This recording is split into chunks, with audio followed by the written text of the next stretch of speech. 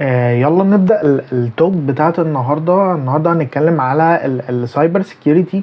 فالماركت المصري بتاعنا هنتكلم عن سوق العمل في مجال الأمن السيبراني. حاليا السايبر سيكيورتي أصبحت يعني إذا ماست. كل الانفراستراكشرز، كل الديفايسز، أي حاجة كونكتد على الإنترنت فهي معرضة لسايبر أتاكس. فالأورجنايزيشنز بمختلف أنواعها زي ما هنتعرف النهاردة.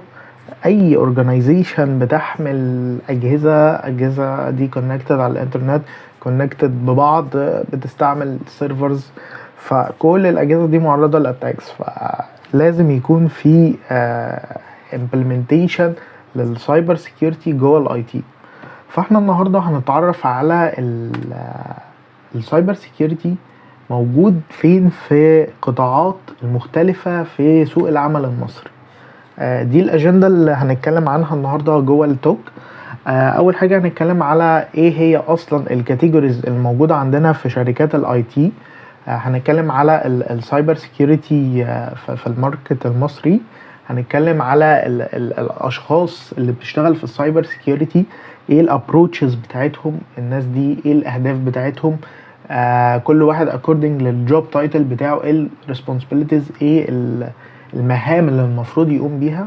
هنتكلم على الاوفensive سايبر سيكيورتي في مصر، وهنتكلم برضو على الديفensive سايبر سيكيورتي في مصر، لان يعني الماركت العالمي يختلف شوية عننا هنا في مصر.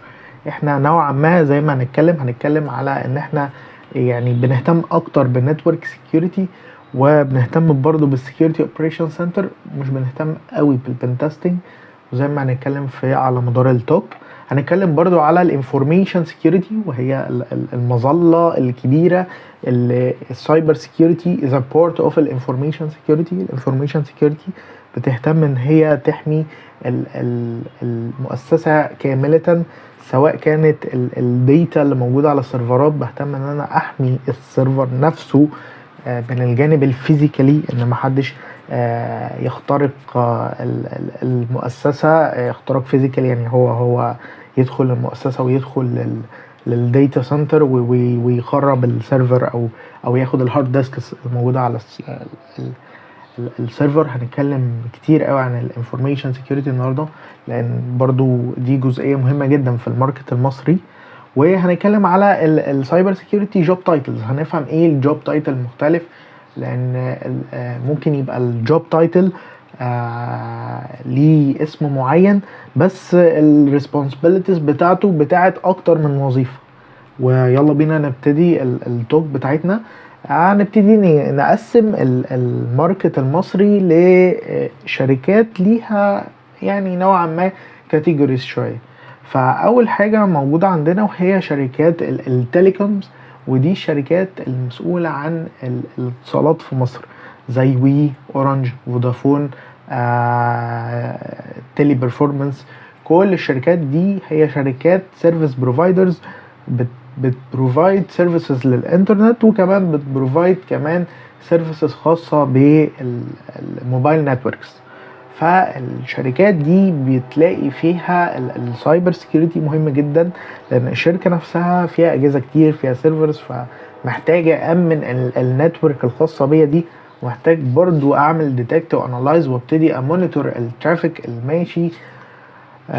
غير ان الشركات دي بيبقى عندها فروع كتير جدا، فبتبقى نتورك مش جاست بس اللي في الهيد اوفيس. فانت لا، انت بتربط الفروع بتاعه شركات مثلا، يعني اورنج كل الفروع بتاعته مربوطه ببعض على نتورك واحده، كذلك برضو فودافون، كذلك وي، كذلك اتصالات، كذلك تيلي برفورمانس. فاول كاتيجوري معانا وهي شركات التليكوم، زي ما اتكلمنا وقلنا انها شركات الاتصالات. تاني كاتيجوري معانا هو الفندورز السيرفيس بروفايدرز. ايه الفندورز دولت؟ دلوقتي انا بشتري سيكيورتي ديفايسز زي الفاير وول، الاي دي اس، الميل جيت واي. فممكن اشتري سيكيورتي ابلاينس، فالسيكيورتي ابلاينس ده ممكن يبقى هاردوير زي ما قلنا فاير وول. فالفاير وول ده ممكن اشتريه من سيسكو، ممكن اروح فورتينات اشتريه، بالو التو، سوفوس. فكل دولت هي شركات فيندورز مقدمة للخدمة. فالشركات دي متواجدة في مصر بشكل مباشر، يعني ساسكو وفورتينات موجودين بشكل مباشر، اقدر اروح اخد منهم البرودكتس بتاعتهم ويبقوا هم السبورت بتاعي. او في شركات تانية مش موجودة في مصر بشكل مباشر، بس في شركات ثيرد بارتي في النص، هي بتكوميونيكيت يعني مع الفندور واخده لاينسز منه ان هي تبقى السبورت بتاعي جوه الاورجنايزيشن. يعني اقدر دلوقتي ان انا اخد مثلا ديفايس سوفوس، والثيرد بارتي هو المسؤول عن السبورت، او لو حصل اي مشكله هو اللي بيسبورت على المشكله دي وهو اللي بيحلها لي. فممكن يبقى الفندور موجود بنفسه، ليه فرع هنا في مصر زي ما قلنا سيسكو، هواوي، فورتينات، او ممكن يبقى ثيرد بارتي هو في النص بين الفندور وبين الاورجنايزيشن اللي بتستعمل السيرفيس من عند الفندور. تمام. بعد كده عندنا القطاع المصرفي، البانكينج سيكتور، وده يعتبر جزء كبير جدا من الماركت المصري في السايبر سيكيورتي، ما كانش 60%. ان احنا عندنا 26 بنك في مصر، وكل واحد فيهم فيه سيكيورتي اوبريشن سنتر وفي نتورك سيكيورتي وعندهم بنتريشن تيستنج، وكل دول بيخضعوا تحت البنك المركزي. والبنك المركزي هو اللي بيمونيتور كمان على الترافيك اللي بتعدي جوه البنوك كلها، وبيقوم بعمليه البنتريشن تيستنج على البنوك. فالبانكينج سيكتور هو من اهم القطاعات اللي بتشمل فيها السايبر سيكيورتي. ليه برضو حاجة زي دي؟ عندك الداتابيز اللي هوستد على السيرفرز بتاعت البانكينج سيكتورز هي كلها فلوس حرفيا. انت كل الداتا والترانزاكشنز وكل اللي بيحصل على السيرفرز دي هي كلها ارقام فلوس، فالموضوع كريتيكال جدا.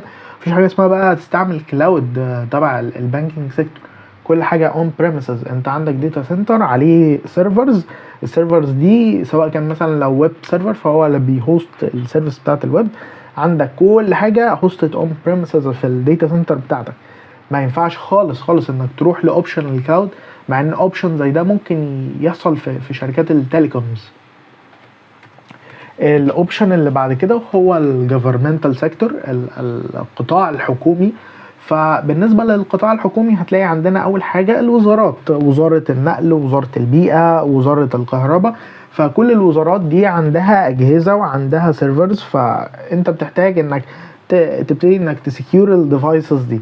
طب مين المسؤول عن السكيورتي الخاصة بالحكومات؟ يا إما بيبقى عند كل حكومة تيم خاص بالنتورك سكيورتي، لان احنا زي ما هنتكلم كمان شويه كده في مؤسسه مسؤوله عن حمايه القطاع الحكومي كله وكل المؤسسات الحكوميه من السايبر اتاكس. عندنا بقى الهيئات القوميه، يعني مثلا زي الهيئه القوميه للطرق، الهيئه القوميه للنقل، برضو كل الحاجات دي هي قطاع حكومي. فبرضو بيبقى فيه هناك زي ما قلنا بيبقى فيه ناس مسؤوله على النتورك سيكيورتي، بتبقى مع الاي تي عموما، يعني اللي هم بيخلوا السيرفيسز بتاعت الحكومه تفضل الاوبريشن شغاله. فهي بتبقى يا دوبك مثلا ممكن هتلاقي واحد الريسبونسبيلتي بتاعته ان هو بيحط رولز على الفاير وول. بعد كده عندنا بقى نيجي لاهم جزئيه، وهي وزاره الاتصالات وتكنولوجيا المعلومات. وزاره الاتصالات وتكنولوجيا المعلومات هي المسؤوله عن اكتر من حاجه. اولا وزاره الاتصالات وتكنولوجيا المعلومات لو في مثلا تخطيط لاي مشروع جديد خاص بالاي تي في العاصمه الاداريه، مثلا زي حي الوزارات، كل الاي تي اللي هناك والتقسيمه بتاعته كلها تخضع تحت وزاره الاتصالات. هي المسؤوله عن تنظيم وتنسيق كل ده، وهي اللي بتحط الانفراستراكشر، وهي كمان المسؤوله عن ان هي تبتدي تحط السكيور نتورك توبولوجيز اللي موجوده في كل مباني الوزارات الجديده. تمام. فوزاره الاتصالات في تحتها هيئه مهمه جدا جدا في غايه الاهميه، هي اسمها الاي جي سيرت. الاي جي سيرت دولت هم المسؤولين عن الامن القومي المصري في حته السايبر سيكيورتي دي. في حاجه اسمها او تي اوبريشن تكنولوجي. ايه الاوبريشن تكنولوجي دي؟ البنيه التحتيه الخاصه بينا هنا في مصر، بتشمل سواء كان المواصلات، سواء كانت شبكات الموبايل نتوركس، شبكات الانترنت، الووتر سبلايرز، محطات الضغط العالي بتاعة الكهرباء، شبكة الطرق والمترو. فكل الحاجات دي هي كونكتد على سيستمز خاصة بالكمبيوتر. الكمبيوتر هو اللي بيتحكم، يعني المترو مثلا هو سيستم نتورك موصلة المترو كله ببعض، كمبيوترز الناس بتتحكم في حركة القطورة وكل ده عن طريق كمبيوتر سيستم انترنالي. تمام.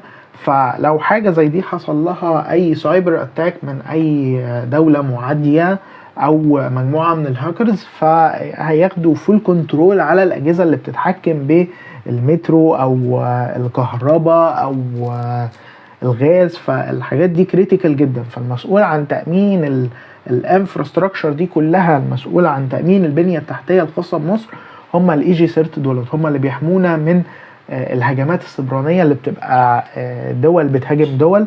يعني حاجة بسيطة جدا زي اللي حصلت مع البيجر اللي حصل في لبنان اللي انفجر، والسيجنالز اللي اتبعتت بكود معين علشان يأكسكيوت على أجهزة البيجر دي. فحاجة زي دي الاي جي سيرت هم المسؤولين عن تأمين الأمن القومي المصري من حاجة زي دي متحصلش معانا هنا في مصر. في هيئات تانية موجودة تحت وزارة الاتصالات وتكنولوجيا المعلومات، وهي الاي تي اي والان تي اي والنترا.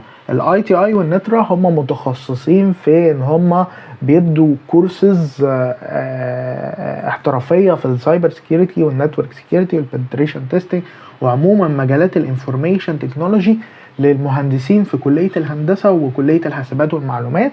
والنترا ده هو الجهاز القومي لتنظيم الاتصالات.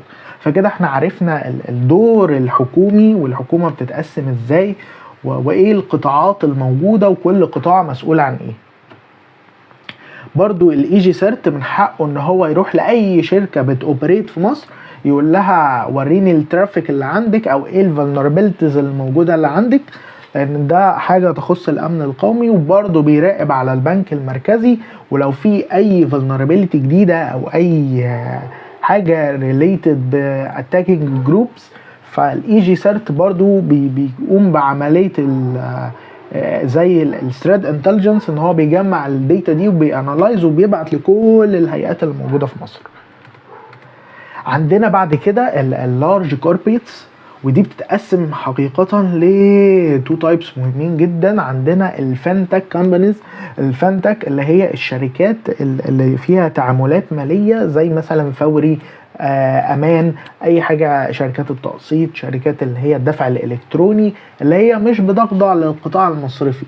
فشركات الفانتك برضو بتحتاج يعني سايبر سيكيورتي بروفيشنالز، زي ما قلنا برضو هم عندهم كوربريت وعندهم نتورك عايزين يأمنوها، غير ان في عندهم ترانزاكشنز مهمة جدا بتحصل، وفي كولابريشن بينهم وبين القطاع المصرفي. وعندنا برضو في اللارج كوربريتس هنلاقي الشركات المالتي ناشونال زي سيمنز، فاليو، السوفت وير هاوسز الكبيرة.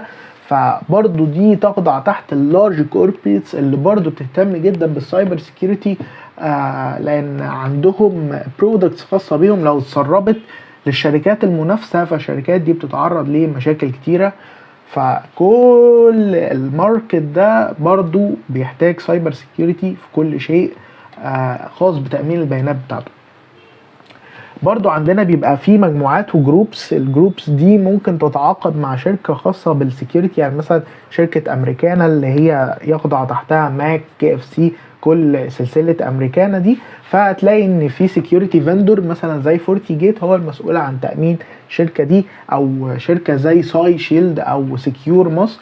فالشركات دي برضو نقدر نصنفها تحت السيرفيس بروفايدرز زي ما قلت ساي شيلد وعندنا سكيور مصر. فهم بيقدموا سيرفيس السكيورتي للشركات اللي مش هتقدر تجيب ان هاوس عندها تيمات خاصه بالسايبر سكيورتي. زي ما قلنا امريكانا مثلا بكل التيم، بكل يعني الكاتيجوريز اللي تحتيها هي جايبه سيرفيس بروفايدر زي سكيور مصر وفورتي نت، هم المسؤولين عن ان هم يأمنوا الداتا الخاصه بشركة زي دي. اخر كاتيجوري عندنا وهو السمول بزنس. ايه سمول بزنس؟ دلوقتي مثلا شركة صغيرة في الماركتينج فاتحة جديد، فهم مش محتاجين الناس قوي بتاع السايبر سيكيورتي، فممكن يبقى عندهم شخص واحد اللي هو الراجل بتاع الاي تي بيشتغل از سيستم امن ومعاه فاير وول مجرد بيحط عليه سكيورتي رولز. فده يعتبر الهيراريكال العام للماركت المصري، وانت ممكن تلاقي السايبر سيكيورتي فين في الماركت المصري. ندخل على الجزئيه اللي بعد كده ونبتدي نتكلم على اللارج سكيل اورجانيزيشن، الكوربريتس الكبيره قوي. فايه الكاتيجوريز الموجوده من السايبر سيكيورتي جواها؟ عايزين نعرف ايه التيمات اللي خاصه بالسايبر سيكيورتي اللي بتبقى موجوده جوه اللارج اورجانيزيشنز واللارج كوربريتس. عايزين نتفق اتفاق مهم جدا ان كل شركه بتقسم الهيراريكال بتاعها على حسب البوليسي وعلى حسب هم هيدفعوا قد ايه في السايبر سيكيورتي، مستعدين يبقى عندهم قد ايه امبلويز، ما مدى اهميه الحاجه اللي انا بامنها، الاسيتس اللي عندي ما مدى اهميتها. يعني مش هتقارن لي بنك كل السيرفر بتاعه وكل الداتا بتاعته هي فلوس، هنيجي نقارنها بمثلا شركه ماركتينج او شركه ديزاين. فيعني هنا احنا بنتكلم في فلوس وبيانات عملاء، هنا احنا بنتكلم في ديزاينز. طبعا الديزاينز دي لو راحت لشركه منافسه مشكله، لكن مش بخطوره ان يحصل سايبر اتاك على السيرفرز اللي بتقوم سيرفيسز مهمه جدا للبنك. فالبنك لو الاوبريشن بتاعته وقعت فهتحصل مشكله. فزي ما قلت كل ده بيعتمد على الحاجه اللي بأمنها، ما مدى اهميتها، استعداد الشركه انها تدفع اكتر في السايبر سيكيورتي، مستعده بتدفع اكتر ولا لا. وبتعتمد على الهيراريكالي، وهم بيقسموا ازاي اكوردنج للبوليسيز بتاعتهم والستاندرز اللي هم ماشيين عليها. يعني القطاع المصرفي فيه ستاندر معين لازم يمشي عليه، قطاع التليكومز فيه ستاندر معين لازم يمشي عليه. نبتدي باول تيم بيبقى موجود في معظم الشركات الكبيره، هو تيم النتورك سيكيورتي، وهنتكلم باستفاضه يعني ايه نتورك سيكيورتي وايه الريسبونسبيلتيز بتاعتهم كمان شويه. هتلاقي تيم تاني مهم جدا وهو الاي تي سيكيورتي اوبريشنز، دولت بيبقى متوزع عليهم بعض السيكيورتي كنترولز. هنتعرف مع بعض كمان شويه ايه هي السيكيورتي كنترولز، بس دورهم في غايه الاهميه في اللارج كوربريتس. بعد كده عندنا واحد من اهم التيمز اللي بتبقى موجوده في اللارج كوربريتس، هنتكلم على الانفورميشن سيكيورتي تيم، الناس المسؤوله عن البوليسي، الناس المسؤوله على الجايد لاينز، الناس المسؤوله عن الريجوليشن، الناس اللي بتحط الرولز. وهنتكلم باستفاضه كمان شويه يعني ايه نتورك سيكيورتي، والناس دي ايه الريسبونسبيلتيز اللي بتبقى مطلوبه منهم في الشغل. اخر تو كاتيجوريز معانا وهو سيكيورتي اوبريشن سنتر، خط الدفاع الاول عن اي مؤسسه، الناس اللي على طول بتالرت كده اول ما بيحصل اي سيكيورتي انسيدنت عندي. اصبح دلوقتي الاي جي سيرت بيفرض على بعض القطاعات زي البانكينج سيكتور وشركات التليكومز ان لازم يبقى عنده سيكيورتي اوبريشن سنتر لمراقبه الحوادث الامنيه. اخر تيم معانا وهو من اهم التيمز اللي بتتميز الشركات الكبيره ان بيبقى عندها تيم زي ده، هو البنتريشن تيستنج تيم. البنتريشن تيستنج تيم التيم اللي بيقوم بعمليه محاكاه السايبر اتاكس، ودوره في غايه الاهميه. فاحنا بنتكلم على هيراريكال كبير، ولتفترض ان دي شركه تيليكومز كبيره او بنك كبير او شركه مالتي ناشونال، هتلاقي عندهم التيمات دي كلها، ومش بعيد تلاقي ان كل تيم من دولت مقسوم لاكتر من تيم من جواه. فزي ما قلنا بيرجع ليه مدى وعي المؤسسه بالسايبر سيكيورتي، وهم بيصرفوا قد ايه في السايبر سيكيورتي، ومدى اهتمامهم بالسايبر سيكيورتي. نروح للميديوم سكيل اورجانيزيشنز، الشركات اللي مش كبيره قوي، نفترض بنك صغير او شركه مالتي ناشونال بس مش كبيره قوي، والاسيتس بتاعتهم مش في غايه الاهميه قوي يعني. فالحقيقه بيبقى عندهم برضو تيم نتورك سيكيورتي، او بيبقى جزء من تيم الانفراستراكشر. تيم الانفراستراكشر هو المسؤول عن النتورك، هو المسؤول عن الاوبريشنز بتاعت السيرفرز، مسؤول عن الاكتيف دايركتوري، مسؤول عن كل الحاجات دي. تاني تيم عندنا وهو الانفورميشن سيكيورتي، زي اللارج سكيل اورجانيزيشنز برضه بيبقى فيه تيم للانفورميشن سيكيورتي، وهنتكلم كمان شويه برضه التيم ده ايه الريسبونسبيلتيز بتاعته بالظبط. وبيبقى عندهم سكيورتي اوبريشن سنتر، لان زي ما قلنا ان دلوقتي الحكومه بتفرض على الاورجانيزيشنز انها تبتدي تعمل سكيورتي اوبريشن سنتر، وهنعرف ليه السكيورتي اوبريشن سنتر اصبح مانداتوري دلوقتي واساسي ان هو يبقى موجود في اي مؤسسه. اخر حاجه عندنا وهي السمول سكيل اورجانيزيشنز والستارت ابس. الستارت ابس مش ما عندهاش اسس مهم قوي، معهاش فلوس اساسا، فبيبقى الراجل بتاع الاي تي او لو سواء كان تيم الاي تي بيبقى فيهم واحد سبيشالست في الفاير وول، يا دوبك قاعد بيحط رولز على الفاير وول يمنع الموظفين ان هم ياكسسوا اليوتيوب والفيسبوك والسوشيال ميديا، علشان اولا يقلل استهلاك الباندويث، ثانيا برضو ان هو بيطبق security policies جوه المؤسسه على الفاير وول. وبتبقى الابروتش ده بسبب زي ما قلنا عدم اهميه الاسيت قوي، وان بتبقى ستارت ابس مفيش فلوس كتير علشان تبقى تقدم يعني سيرفيس كبيره قوي في السايبر سيكيورتي. فنفس الراجل اللي هو بيمانج الراوتر والسويتشز وبيعمل لهم الكونفيجريشنز بتاعتهم والسيرفرز، برضه هو المسؤول عن ان هو يمسك الفاير وول. نبتدي نتكلم على البيبل ان سايبر سيكيورتي. لازم نبقى فاهمين ان السايبر سيكيورتي فيها تو مين ابروتشز مهمين جدا. اول حاجه الاوفensive سايبر سيكيورتي. الاوفensive سايبر سيكيورتي الهدف منها ان انا دلوقتي السيستمز بتاعتي فيها point of weaknesses اللي هي اسمها vulnerabilities، وان وجدت الفولنربيلتي واكتشفها الاتاكر يقدر عن طريق استخدام كود معين يعمل اكسبلويت يستغل وجود vulnerabilities ويقدر ان هو يهاك السيستم gain access on system، سواء كان السيستم ده ويب ابلكيشن، سواء كانت النتورك نفسها سيرفر جوه النتورك، ايا كان. بس الابروتش العام ان في vulnerability، في كود بستعمله علشان استغل الفولنربيلتي دي، والعمليه دي بنسميها استغلال الثغره، عمليه الاكسبلويت. بعد كده بيحصل ان الاتاكر بيجين اكسس او ان هو بيكمبرومايز السيستم. تمام. فاحنا كناس مسؤوله عن السايبر سيكيورتي دورنا ان احنا دلوقتي في الاوفensive سايبر سيكيورتي ان احنا نحاكي عمليه الهاكينج دي، نعمل سيميوليشن فور سايبر اتاك. احنا دلوقتي نحاكي العمليه دي ونلاقي الفولنربيلتيز ونكتب عنها ريبورت بل كمان بنعمل لها اكسبلويت ونحاول نستغلها، نعمل عمليه الهاكرز تماما نفس العمليه بالظبط، بس مش الانتنشن بتاعنا او الموتيفيشن ان احنا نضر السيستم. احنا عايزين نعرف نقطه ضعف في السيستم علشان يريبورت الكلام ده، والكلام ده بعد كده بنبعته للانفوساك، والانفوساك بيبتدي يبعته للديفensive سايبر سيكيورتي تيمز المختلف بقى، سواء كان النتورك سيكيورتي تيم علشان يبتدي ان هو يشوف المس كونفيجريشنز اللي حصلت عنده على السيرفرز او الانفراستراكشر ايه، وكمان السكيورتي اوبريشن سنتر تيم يبتدي ان هو يشوف البوينت اوف ويكنسز، يبتدي يمونيتور ويبتدي يعمل اناليسز، يشوف هل اثناء عمليه البنتريشن تيستنج اللي بتحصل دي هل هو هيكون بيمونيتور ويانالايز الكلام ده از ريل تايم ويشوف العمليه وهي بتحصل قدامه، ولا مش بيبقى ظاهر قدام السكيورتي اوبريشن سنتر العمليه دي. المبدأ ده بياخدنا المبدأ مهم جدا زي ما كان موجود في فيلم احمد حلمي، كل نفسك قبل ما حد ياكلك.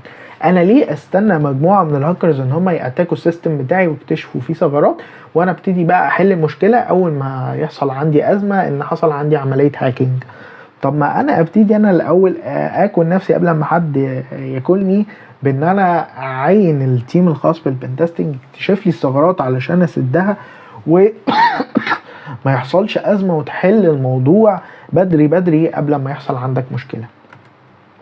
نروح على الناحية التانية وهي عملية الديفنسيف سايبر سيكيورتي، وهي العملية دي احنا بنهتم فيها ان احنا بنعمل عملية بروتكشن للسيستمز بتاعتنا اجينست اي ثريت ممكن يحصل من اي مجموعة من الاتاكرز، وهدفنا ان احنا نكيب السيستم افيلابل، السيرفرات بتاعتنا تفضل شغاله، السيرفيسز اللي بنقدمها تفضل شغاله على طول 24/7، ونحمي المؤسسه بتاعتنا من ان يحصل اي اختراق امني، وان البيانات بتاعه المؤسسه تبقى موجوده اون ديب ويب وبتتباع واي حد يقدر يشوفها.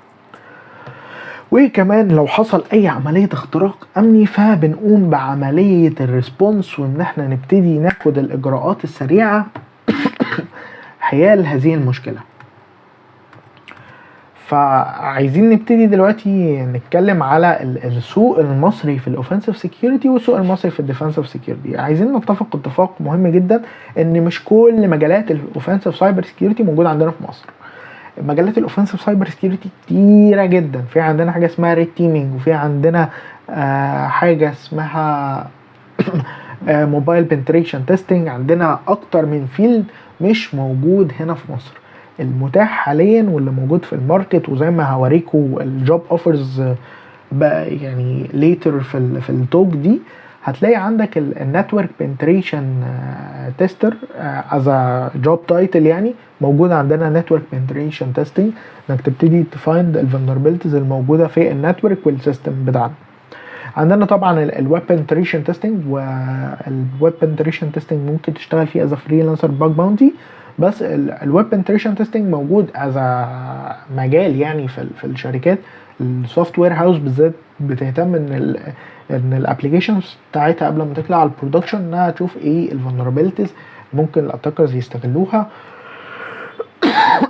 سواء كان هيوصل لديتا موجوده في الداتا بيز، او ان هيعطل عمليه سير الابلكيشن بحاجه زي الكروس سايت سكريبتنج، ان في سكريبت بيران كل ما الناس بتخش على الويب ابلكيشن بتاعه. فعلشان نحمي نفسنا من كل الاتاكس والثريتس اللي ممكن تحصل دي، فشركات السوفت وير هاوس بتلجا ان هي تجيب ويب بنتريشن تيستر يطلع لها الفولنربيلتيز ويقول لها الثغرات موجوده 1 2 3 4، فيبعت للديفلوبر، الديفلوبر يبتدي يعدل ايه الثغرات اللي حصلت في الكود الخاص بالابلكيشن اللي ادت ان يحصل حاجه زي كده.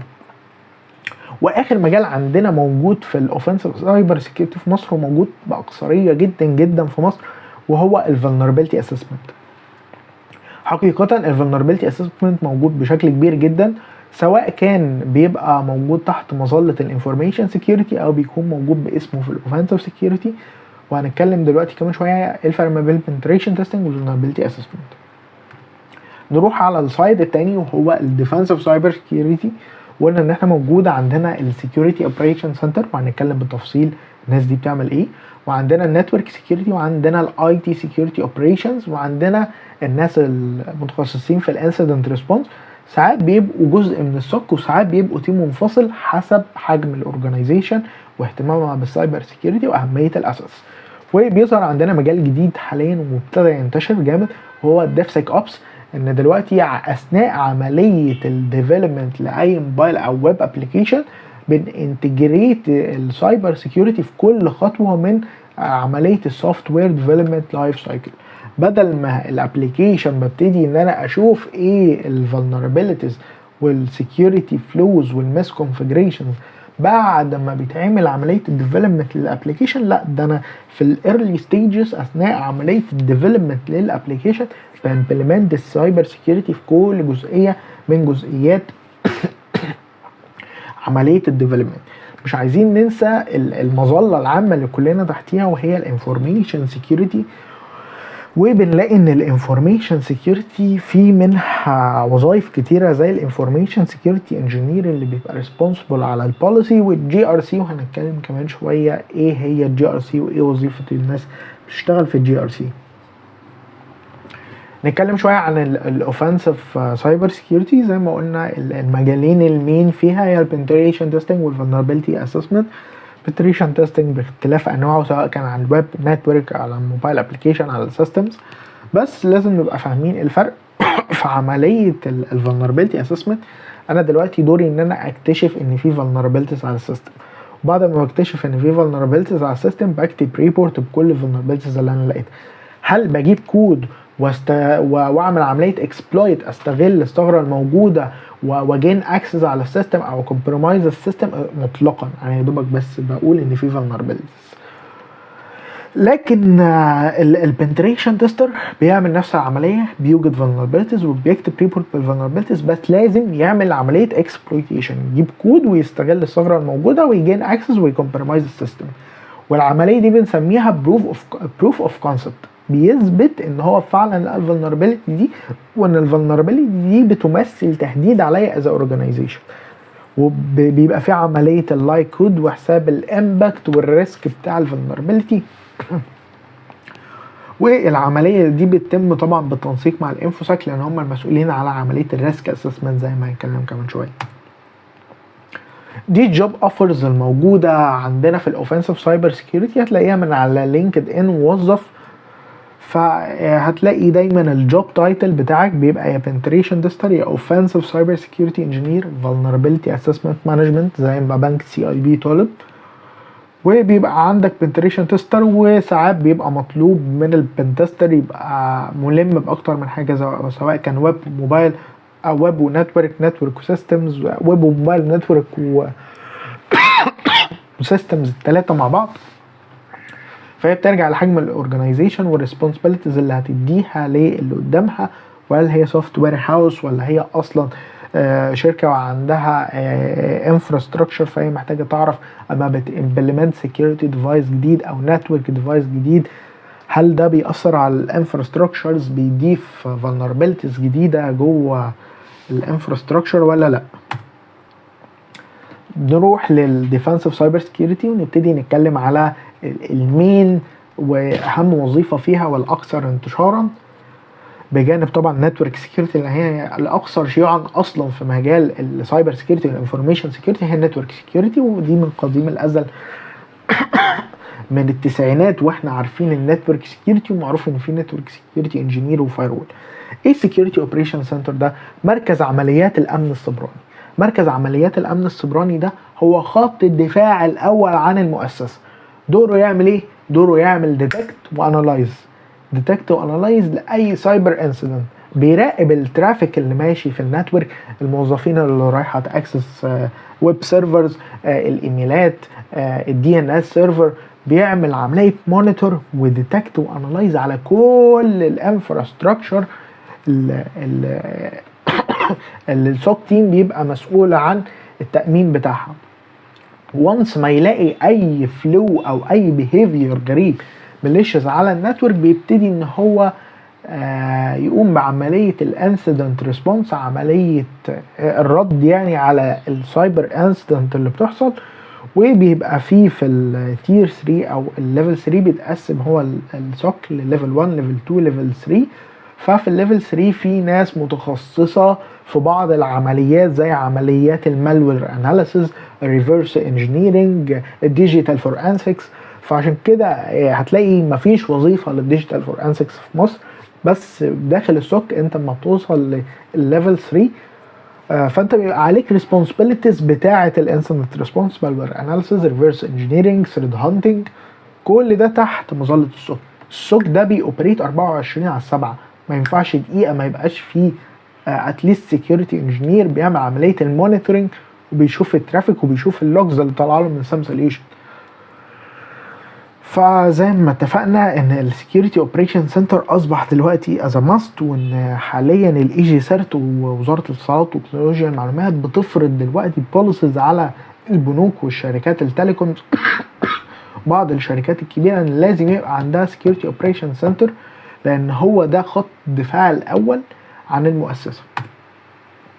اللي عندنا بعد كده حاجه مهمه قوي قوي قوي، وهي النتورك سكيورتي والاي تي سكيورتي اوبريشنز. عشان بس نفهم ايه الرولز بتاعت الناس دي، في حاجه اسمها سكيورتي كنترولز. ايه السكيورتي كنترولز دي؟ الاجهزه اللي بنستعملها جوه النتورك عشان نامن الشبكه بكل بساطه. سواء كان الفاير وول هو بيكنترول الفلو اوف ترافيك، تمام، وبيقسم لي النتورك عندي لسكيورتي زونز باختلاف انواع الفاير وول. مش دي قصتنا دلوقتي، ممكن نتكلم على الفاير وول ده في فيديو منفصل لان الموضوع كبير. بس هنتكلم على السكيورتي كنترولز. عندنا الفاير وول اللي هو النكست جنريشن، او سواء كان ستيتفول التايب القديم من الفاير وول. عندنا الويب ابلكيشن فاير وول، والويب ابلكيشن فاير وول ده بيتحط قدام الويب سيرفر وبيفلتر الويب ترافيك، وبيفهم ال HTTP ريسبونس وال HTTP ريكوست، وبيفهم كمان الجافا سكريبت، وبيفهم كمان الكود اللي بيبقى معمول منه اي ويب ابلكيشن. وطبعا بيفهم الويب اتاكس زي الاكس اس اس والسي اس ار اف والسيكوال انجكشن. عندنا الانتروجن بريفنشن سيستم، وده بيشتغل بيزد اون السيجنتشر وبيقدر يعمل عمليه بريفنشن وبيتحط برده في النتورك. عندنا الداتا لوز بريفنشن ده مثلا ان كيس ان انا دلوقتي في موظف بيبعت ايميل فيه ارقام فيز، فحاجه زي دي ما ينفعش انها تتبعت. فالسوليوشن اللي هو الداتا لوز بريفنشن ده بيقوم ان هو يبعت على طول اليرت للسوك اناليست ويقول له ان في تسريب بيانات بيحصل عن طريق احد الموظفين سواء كان عمد او عن طريق الخطأ.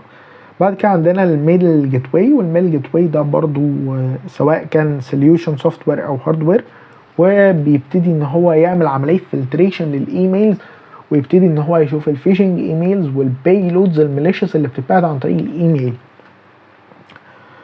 اتكلمنا على الواف، هو الويب سكيورتي جيت واي، بس في سوليوشنز بتبقى سوفت وير وفي سوليوشنز بتبقى هاردوير ابلاينسز. عندنا تو امبورتنت سكيورتي كنترولز كمان، ال NDR وال EDR، دولت مسؤولين عن ان هم يعملوا عمليه ديتكشن وريسبونس، بس هم بيبقوا بيزد اون بيهيفير نوت سيجنتشر. وعندنا اخر حاجه وهي الانتي فيروس. فالسكيورتي كنترولز دي لو عندي في المؤسسه اي تي سكيورتي اوبريشنز ونتورك سكيورتي، فالنتورك سكيورتي بيبقوا مسؤولين على الفاير وولز زي النكست جنريشن والواف والميل جيت واي. لكن ان كيس ان انا عندي دلوقتي اي تي سكيورتي اوبريشنز، فهم بيبقى معاهم بقى يعني بيتقسموا لتيمات، تيم يبقى ماسك الاي دي ار ومعاه الواف، تيم يبقى ماسك البروكسي ومعاه الان دي ار، تيم تاني يبقى ماسك الميل جيت واي ومعاه الاي بي اس. فبيقسموا الاي تي سكيورتي اوبريشنز لتيمات كتير، كل تيم بيمسك تو سكيورتي كنترولز بس. لكن ان كيس ان احنا المؤسسه ما فيهاش غير نتورك سكيورتي، فتيم النتورك سكيورتي بقى مسؤول عن كل الحاجات دي. ان كيس ان احنا سمول اورجانيزيشن مش هيبقى عندنا غير اصلا فاير وول اساسا عشان البادجت. ثانيا ان احنا مش هيبقى عندنا عدد من الموظفين كفايه وما بيبقاش عندهم النولج باستخدام السكيورتي سوليوشنز دي. هتلاقي بيبقى عندك فاير وول وبيبقى عندك مجرد انتي فيروس محطوط على الاجهزه. فهي بترجع برضو زي ما قلت مدى اهميه الاسيت، مدى اهتمام الاورجانيزيشن بالسايبر سكيورتي، وثالث حاجه مدى البادجت الموجوده مع الاورجانيزيشن. وايه الجوب تايتلز الموجوده عندنا في السايبر سكيورتي؟ سوك اناليست، سوك اناليست ليفل 2، جونيور سوك انجينير، وعندنا سايبر سكيورتي سوك اناليست. جدير بالذكر ان مجالات الديفنسيف سايبر سكيورتي في مصر اكتر بكتير من الاوفنسيف سايبر سكيورتي، مع ان احنا ابتدينا نشوف البنتريشن تيستنج ابتدى يشم نفسه في مصر، بس المؤسسات مش مهتميه قوي بانها توجد الفولنربيلتيز. فالابروتش ده لسه ما انتشرش، بس متوقع ان هو ينتشر اكتر. لكن حاليا الديفنسيف سايبر سكيورتي منتشر اكتر، واكتر حاجه منتشره هي نتورك سكيورتي، انك تمسك فاير وول سواء فورتيجيت بقى، سوفوس، بالو الدو، اليو سي جي بتاع هواوي، ايا كان نوعه ايه. بس النتورك سكيورتي هي اكتر حاجه هتلاقيها موجوده في السوق المصري باكتساح، واكتر عدد من الوظائف، وحقيقه اقل بادجت في السالاريز، لانك السالري بتاع النتورك سكيورتي بسبب توافر عدد كبير جدا من النتورك سكيورتي انجينيرز، فده بيؤدي ان المرتب اقل، فالسوك اقل يعني السوك اعلى من النتورك سكيورتي شويه، بس برضو بسبب العدد فيه. فال الماركت يعني كمرتبات اقل شويه من البنتستنج، لان البنتستنج هو اعلى سالاريز ممكن تاخدها في مجال السايبر سيكيورتي. هتلاقيها في الاوفنسيف سايبر سيكيورتي وفي الانفورميشن سيكيورتي، يليهم بعد كده سوك، واقل وادنى حاجه هي نتورك سيكيورتي. وبرضو موضوع السالاريز ده بيرجع من اورجانيزيشن للتانيه، لان كل اورجانيزيشن ليها طريقه في البروفيت شير والمكافئات. نروح لاخر مجال عندنا موجود وهو الانفورميشن سيكيورتي. وبشكل عام الانفورميشن سيكيورتي هنلاقي فيه تو امبورتنت جوب تايتلز موجودين فيه. انفورميشن سيكيورتي انجينير، وده الراجل مسؤول ان هو يحط البوليسي بتاعه المؤسسه، مسؤول برضو على التكنيكال نيجوشيشنز ويز الفندرز. اما باجي بشتري دلوقتي سيكيورتي سوليوشن جديد، فالتيم الانفوساك هو اللي بيبقى مسؤول ان هو ينيجوشيت مع السيكيورتي فندرز عشان يجيب دلوقتي برودكتس جديده عنده. واخر حاجه ان هو مسؤول عن عمليه الكولابريشن بين التيمز المختلفه، سواء نتورك سكيورتي مع النتورك، مع تيمات الداتا، مع تيمات البنتريشن تيستنج، بحيث ان يضمن ان الاورجانيزيشن بتمشي بكفاءه في حسب الرولز والجايد لاينز والبوليسيز اللي الاورجانيزيشن حطها. وبيبقى تحت عاتقهم مسؤوليه الفيزيكال سيكيورتي كمان، تامين كل السيرفرز والراوترز والسويتشز والسكيورتي ديفايسز والابلاينسز من الان اوثرايزد اكسس، ان حد يدخل فعليا بنفسه جوه الداتا سنتر او كده. فبرضو دي بتخضع تحت مظله الانفوساك. عندنا في حاجه كمان اسمها جي ار سي، والمجال ده ابتدى ينتشر جدا في الفتره الاخيره. governance risk compliance، ده المسؤول ان هم يعملوا عمليه الاوديت على الاي تي. دولت ناس كل شغلتهم ان هم بيعملوا دوكيومنتيشنز، بيتاكدوا ان الاورجنايزيشن ماشيه على الستاندردز وماشيه على رولز والجايد لاينز والبوليسيز. كل حاجه في الاي تي بتبقى دوكيومنتد، وبيعملوا دوكيومنتيشنز، وبيجي يعني مثلا في القطاع المصرفي بيجي البنك المركزي بيشوف الدوكيومنتيشنز اللي الجي ار سي بيطلعوها، تمام. هم بيمشوا على جايد لاينز وفريم وركس من شركات عالميه بتبقى حطاها ستاندردز، لازم بيتاكدوا ان الاورجنايزيشن ماشي على الستاندردز دي. يمكن الرولز دي ما فيهاش اي تكنيكال قوي، يعني انت ما بتكتبش هنا سكريبتس، ما بتستعملش سيم سوليوشن، ما بتكتبش كونفيجريشنز، بس بيبقى دورهم مهم جدا في الاورجنايزيشن، بيبقى دورهم مانجيريال اكتر، مانجيريال ليفل. يعني الانفوساك دي بتبقى ناس اشتغلت في سوق العمل كتير، وناس جربت بايديها وعملت كونفيجريشنز وكتبت سكريبتس، بس الخبره بقى بتبتدي انك توصل لمانجيريال ليفل. وحته الدوكيومنتيشن دي برضو مش بتحتاج انك تكتب كونفيجريشن ترانسكريبت او تستعمل تول، لا انت بتدوكيومنت بس. فدي كانت التوك بتاعتنا النهارده اللي اتكلمنا فيها على السايبر سيكيورتي، المجالات الموجوده في مصر، عرفنا الجوب تايتلز، عرفنا الجوب رولز، عرفنا سوق العمل في مصر ماشي ازاي، عرفنا تقسيمه الشركات. فأتمنى يكون الفيديو فاتكم، وكل المعلومات اللي اتقالت في الفيديو دي بناء على معلومات انا شفتها بنفسي في الاورجنايزيشنز اللي انا دخلتها، وبناء على اصدقاء ليا كتير مهندسين نتورك سيكيورتي وبنتريشن تيسترز وسوك انجينير موجودين في مختلف المؤسسات المصريه. فأتمنى تكون المعلومات فادتكم، وبس كده، شكرا لكم.